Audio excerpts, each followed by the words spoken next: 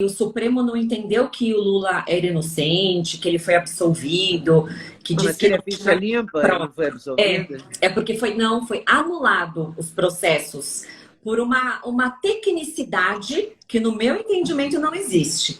Tá? Eu sou professora de processo penal. Eu evito, claro que eu sempre comento as decisões do Supremo, mas eu evito dar minha opinião muitas vezes. Só que essa não tem como não dar minha opinião, porque não tem base técnica, não tem base jurídica.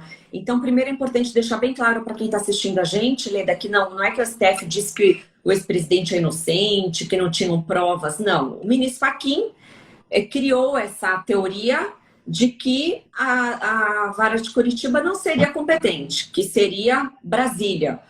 Qual foi o argumento dele? Olha, eu li toda a decisão, é uma decisão confusa, não é uma decisão clara, é uma decisão que não está, no meu ponto de vista, por mais respeito que eu tenho ao ministro Fachin e respeito que eu tenho ao STF, não tem base jurídica para aquela decisão. Então, na decisão dele, ele diz o seguinte, quando a gente lê, a gente extrai o seguinte, olha, aqui em Curitiba ficou fixado que só vai ficar os casos de desvios da Petrobras. Tá? Então, o que foi da Eletrobras foi para o Rio de Janeiro, o que era Transpetro foi para outros lugares. Como o ex-presidente Lula está envolvido não só nos desvios da Petrobras, mas também está envolvido em outros desvios em outras empresas públicas, não poderia ficar aqui, teria que ir para Brasília. Agora sim, analisando essa decisão, não tem sentido Mas algum. isso depois de anos, né, que ele chegou a essa conclusão, né? Depois de 7 Demorou anos. pra caramba, né, para ele notar isso. Exatamente. Então, o primeiro ponto é esse. Depois de 7 anos, não se anula uma operação dessa magnitude. E não foi apenas um processo. A defesa do ex-presidente pediu anulação de 1. Ele anulou 1 mais 3, anulou de 4, de uma canetada só. 2, ainda que ele entendesse, né? Não estou dizendo que ele não acha assim, mas partindo do pressuposto que ele pensa dessa forma realmente, ele poderia até mandar tudo para Brasília, mas não precisaria anular. Isso está escrito no Código de Processo Penal. Não precisa anular. Então, agora nessa sessão, quando ele falou muito tempo, ele começou a falar outras coisas que ficou mais confuso ainda. Sabe? Deu a entender, eu assisti o julgamento todo, deu a entender que os meus colegas de Brasília agiram de má fé, que eles sabiam que a competência não era Curitiba, mas ainda assim ajuizaram em Curitiba, e que o ex-juiz Moro sabia que não era lá, que ainda assim ele recebeu. Então ele já mudou o que ele tinha escrito. Mas, enfim, o que me surpreendeu, e quem eu admirei muito o voto, foi do ministro Cássio Nunes Marques. O voto dele foi perfeito juridicamente falando. Eu não sei se ele é penalista, eu desconheço, mas o voto dele demonstrou um profundo conhecimento de processo penal. E o ponto que o Fachin trouxe é processo penal, que é a competência territorial. E ele provou, por A mais B, que os atos foram praticados em Curitiba. Teve uma refinaria lá do Paraná, que o contrato foi assinado em Curitiba, pela Petrobras e pela OAS. E desse superfaturamento que saiu o dinheiro que fez a reforma do sítio e fez a reforma do triplex. Tudo está dito no voto dele. Então, quando eu estava assistindo o voto, Leda, porque assim, eu, como professora, a gente é crítica, né? A gente assiste, a gente vê. Então, fazia muito tempo que eu não assistia, que eu ouvia uma decisão tão técnica, sem partidarismo, sem politicagem, sem invencionismo, mas técnica. Ele pegou o Código de Processo Penal e aplicou o caso concreto. Então, eu fiquei muito feliz nessa hora. Eu falei, quem sabe vai mudar o entendimento? Quem sabe os ministros, tem ministros bons lá. Quem sabe eles não seguem esse voto? Mas não, o único que seguiu foi o ministro Marco Aurélio, que o Marco Aurélio, cada dia ele tá de um jeito, né? Num dia ele solta o André do Rap, o maior traficante, né? Líder do PCC. No outro dia ele diz que o inquérito das fake news é o inquérito do fim do mundo, né? Diz que é um inquérito inconstitucional. Então a gente tem que ter essa visão crítica e aplaudir o que está certo e criticar o que está errado, né? Não pode colocar todos os ministros fazem votos ruins. Não, tem vezes que eles fazem votos bons. O voto do Fux foi bom? Não, ele foi junto com o relator.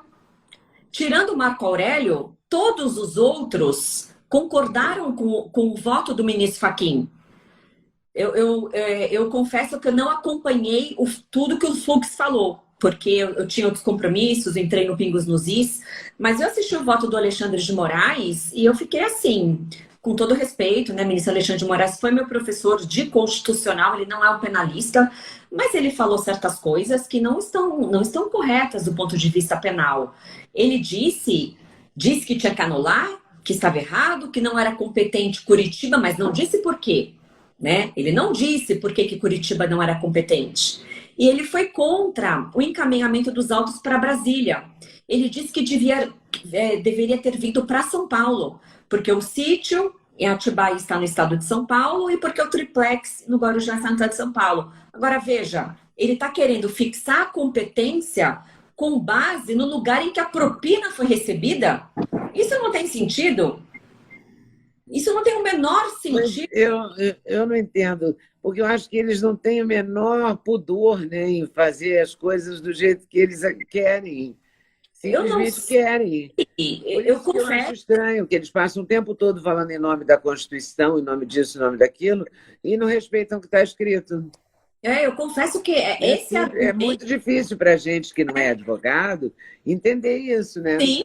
Para mim é difícil. Como assim? De onde ele tirou essa teoria? Então, veja, a maioria dos valores, porque o sítio, né, e as reformas do sítio, embora o sítio estivesse no nome de outras pessoas, mas esse é o crime de lavagem de dinheiro. É você receber algo e colocar no nome de outra pessoa, para esconder, para ocultar a titularidade, né?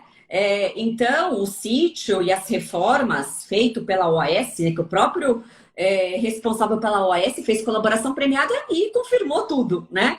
E confirmou. A reforma do triplex e o próprio apartamento foi dado como suborno, foi dado em contrapartida dos benefícios causados à OAS. Então, veja, foi descoberto também que a maioria da propina é paga no exterior, em offshores, né? Nas Bahamas, Ilhas Cayman, na Suíça. Então, vamos mandar os processos para a Suíça, né? Não foi lá recebida a propina? Então, não tem o menor sentido esse argumento, né? E os demais votos, foi enrolação, enrolação, enrolação. O ministro Marco Aurélio teve um voto técnico, ele foi muito contundente no voto dele. E eu fiquei muito chateada, eu fiquei muito triste, eu fiquei desanimada. Eu acho que o país não merece esse tipo de decisão. Mas é o que temos para hoje, né? E ela terá repercussão, né? Porque ela vai repercutir essa decisão vai repercutir nos processos de outros implicados da Lava Jato, né? Claro, claro. Porque... Será que a gente vai ter que devolver o dinheiro da propina? Sim, esse é outro ponto, Leda. E a gente vai chegar nisso, você vai ver. Ainda, porque é uma coisa tão absurda. Escreve o que eu estou te falando. Eles vão começar a devolver o dinheiro, porque se foi anulado, tudo é anulado, né? Quem está preso vai ter que ser solto. Imagina, quem foi condenado, eu posso até levantar, quem foi condenado e se eventualmente estiver preso por prisão preventiva, vai ser solto. Todo o dinheiro pago em colaboração premiada, os milhões do ex-presidente Lula que estavam bloqueados, acho que é mais de 9 milhões, um dinheiro que ele tinha da Previdência, estava bloqueado, estava indisponibilizado, tudo vai ser levantado. E você acha que o dinheiro vai continuar lá? Gostou do corte que você acabou de ver? Vale a pena conferir com certeza, né? Então vai conferir muitos outros cortes no canal de cortes Leda Nagli. É claro que a entrevista completa você vai conferir no YouTube Leda Nagli, canal Leda Nagli do YouTube, você não pode perder de jeito nenhum. Valeu, tô te esperando, hein? Vem nessa!